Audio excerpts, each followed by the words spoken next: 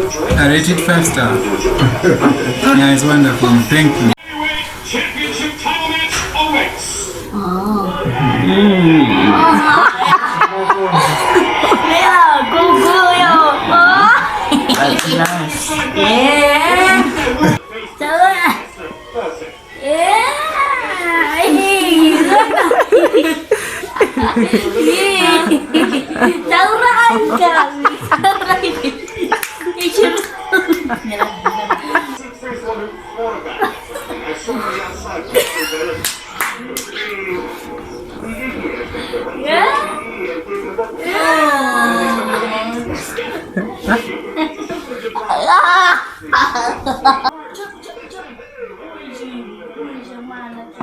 Yummy.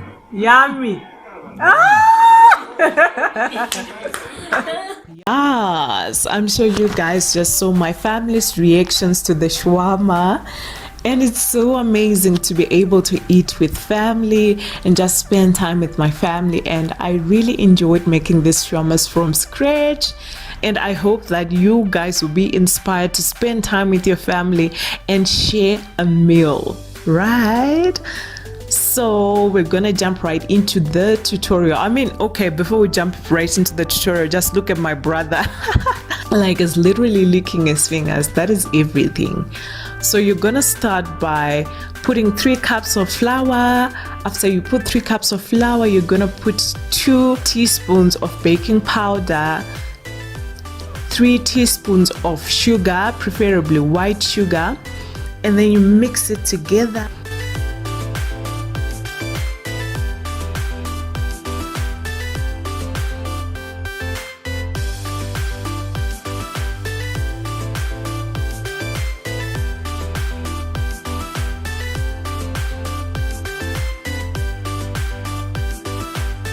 And then you're gonna put vegetable oil and mix it together with the dry ingredients that you'd have already mixed, and just make a semi paste.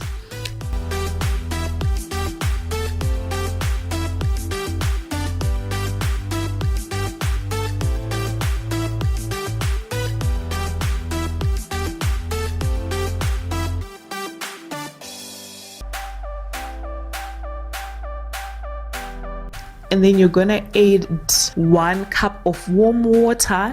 You don't want it to be too watery, like you don't want to add too much water, to ensure that when you finally put it on the kneading board, it will be perfect to knead.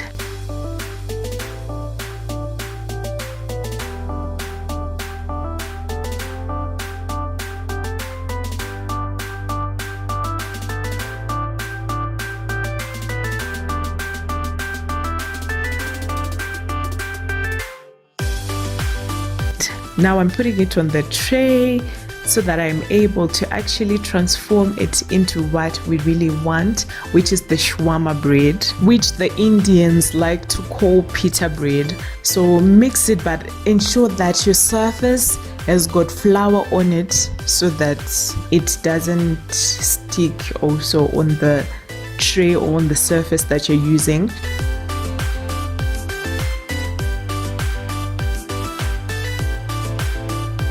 Turn your flour into a bowl-like shape, a circle, and then you're gonna divide it into 12 pieces.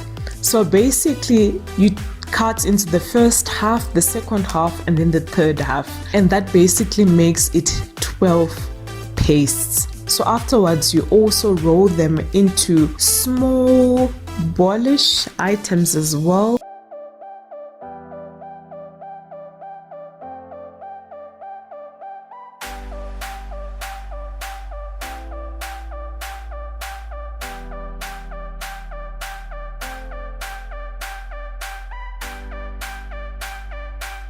Circle items, and as you can see, this was our result.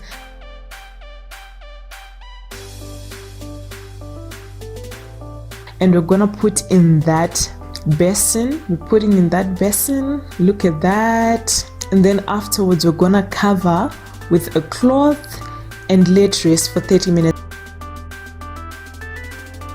And this is how it looks after 30 minutes, right? and then we sprinkle flour on our board which we're using for the day, and then you just kind of want to flatten your dough, and then afterwards you use a kneading whatever.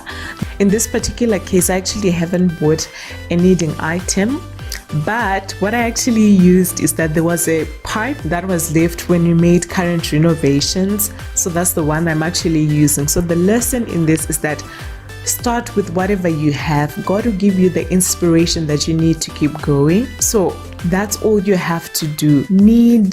As you're continuing to knead, just remember that you can use whatever you have in your hands. God will multiply, and God will not give you a vision for which there is no provision. So just ask that, like in that day where God actually opened the eyes of Hagar when she was thirsty to see a stream of water that was already there, that God may help you to identify what exactly you need, because it's all around you. It's in your eyes. You're just not seeing it right now. And then this is how it looks afterwards. Chef Conso, Chef Conso, Chef Conso, Chef Conso. Okay, yes, that's basically it. Now we're gonna put it in a pan, preferably a non-stick pan, and then you have to ensure that it doesn't stick onto the pan. So constantly toss it around, turn, and ensure that it does not burn, because then if it burns, it just ceases to make a great point and great impact. And this is how the shawarma bread actually looks, the pita bread actually looks. Well, yes, but thank God for the grace. Now, these are all the ingredients that I needed to ensure that my shawarma was perfect. But I'm gonna start by describing how I made each of them. And first here with me is a plate with greens. There are carrots, peas, green beans, as well as cauliflower. I generally boiled this. I didn't do anything exceptional with those. And then like that's all I did. I didn't do much. I boiled them, and then that's our green pepper. I just chopped some green pepper.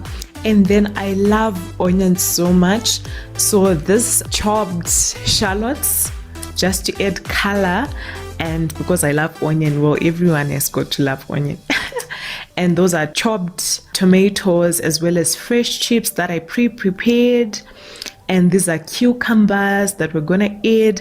And here with me, this is mince, and you can use whatever meat you've got. You can use chicken breast, you can use pork, whatever you feel like. So I decided to use mince, and I put bits and pieces of green pepper in it when I boiled it to just add that bit of flavor. Now I am preparing the shawarma. There's my lettuce first, my fresh chips on there. Oh my god, I cannot believe I actually did this. And then my tomatoes, my cucumbers, and then a bit of the greens. You can see the carrots there, the mince, and this is how it actually looks before wrapping it up.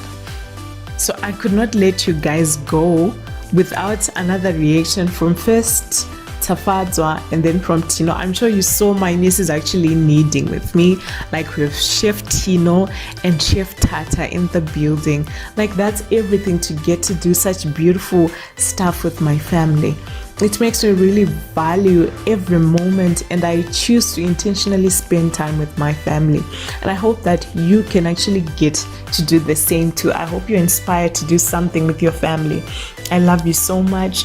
Thank you for watching. I hope you have subscribed, or you are going to subscribe now. Thank you so much. I love you. Bye.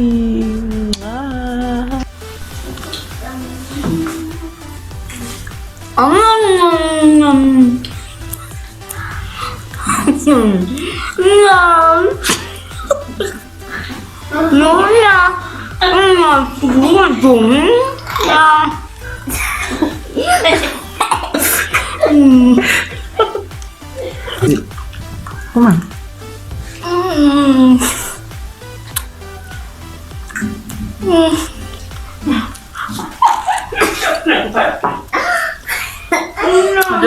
so good.